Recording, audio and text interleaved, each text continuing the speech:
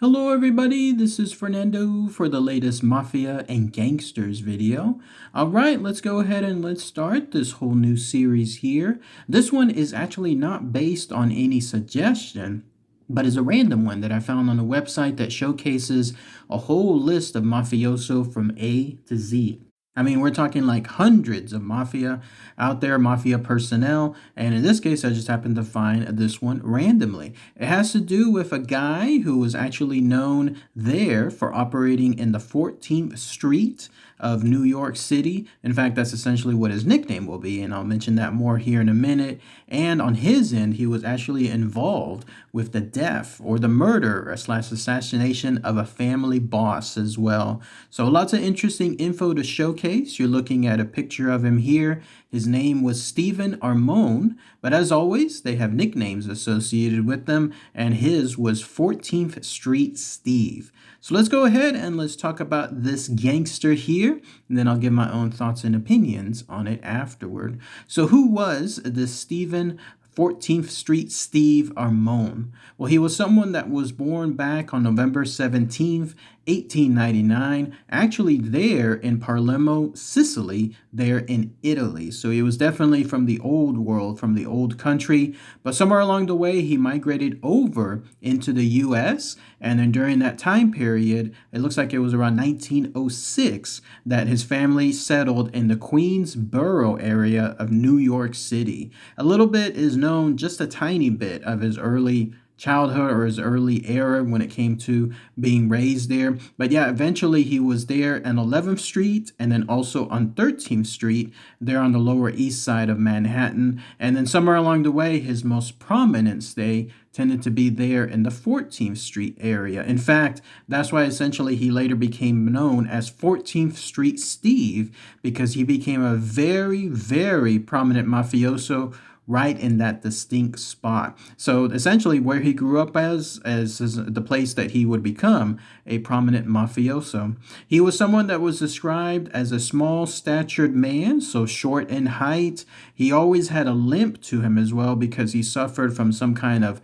hip fracture, and he was known for his distinctive black grayish hair.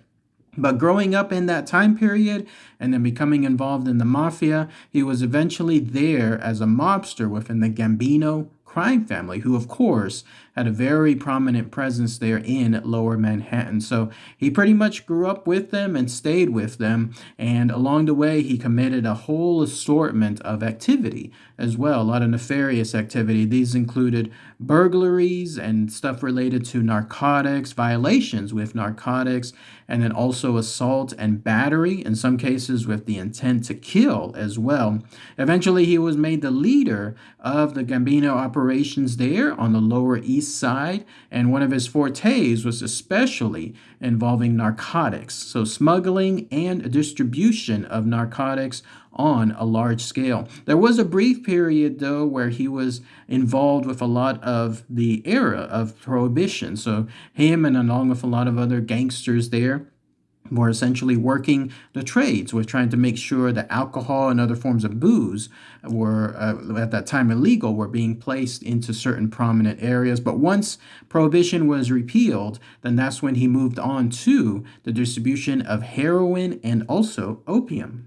It was at this point that he was working with another gangster by the name of Joseph Joe the Blonde Biondo, also within the Gambino crime family. At that time, though, I believe it wasn't called the Gambino crime family, but it became eventually that family. But in any case, he was still with the same organizations. But that was his forte also, just narcotics, large scale smuggling and distribution. In fact, several times he was caught by federal law enforcement from it. Once in 1938, he was arrested by federal narcotic agents because he was found trying to distribute and ship 59 ounces of heroin there from the Italian ocean liner that he was on over into New York. But then once again, on September 6, 1944, he was also indicted on trying to smuggle morphine and opium there in the United States, but this time from the Bahamas. But there was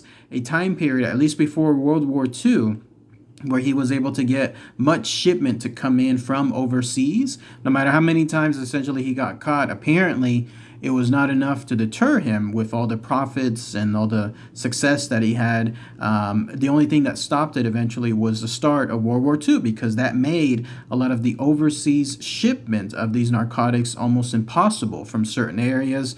So much like the mobsters are known to do, whenever something comes in the form of a wall or a block in front of them, they just move to the side. So in this case, rather than him just stopping outright because of World War II, he just shifted to getting other areas, like in this case, opium from Mexico. He was able to buy it there and then have it go into California and then transport it all the way to New York City to eventually convert it over to heroin. It goes to show the amount of effort that the mafia and gangsters did back then. Like whenever you had something like this, imagine cross-country shipments, first coming from another country, then going into one part of the country on the far west coast, and then finally shipping it all the way to the east coast to New York City, all along the way evading federal authorities and who knows how many areas that they could have been pinched, but otherwise, that's what he was doing. He was able to do it very well. In fact,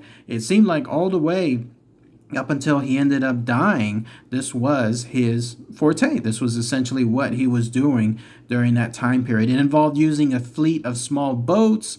It involved a smuggling ring as well. I mean, you name it. It reminded me of that movie that's really, really good, Once Upon a Time in America, that's associated with lots of shipment of heroin or some type of drugs that were coming in and out. I could imagine that that was him as well that was doing this type of stuff during that specific time period. And now finally, with the information about him, Stephen Armone being associated with the assassination of a family boss. Here's what happened. It was with Albert Anastasia. As it turns out, the underboss at that time, Carlo Gambino, and the Luciano crime family, they had been looking to take over or assume some kind of power within that organization. And so he, in turn, was able to have that happen. And then he selected Joseph Biondo, who then selected Stephen Armone to be able to lead that hit squad. And as it turns out, on October 25th, 1957, that's when this guy, 14th Street Steve, was able to go with his hit squad into that barber shop. That's when the bodyguards associated with Albert Anastasia mysteriously disappeared. And then that's when him and the hit squad entered and then basically shot him to death. And that essentially caused everything else to switch over to a whole new form of leadership within that organization. But it was shortly afterward that he ended up dying. I didn't see much info as to the cause of his death. It may have been natural causes, something along those lines. If someone has more info on that part, then please post it in the comments below. But otherwise, I think that he was just out of that natural causes. So here was someone that immigrated over from Palermo, Sicily, there in Italy at a very young age, and then essentially grew up in a very influenced area by the mob, and then was essentially able to use that to become a prominent mafioso and then help basically run a lot of the distribution of narcotics and the smuggling and so on, and then eventually lead to the assassination of no less than a family boss. But if anybody has any more info, anything else I might have missed, then please post those comments below. As always, please post new suggestions too for this playlist, and I'll be happy to take a look at it afterward. All right, everybody. Thanks again as always. Take care. Bye.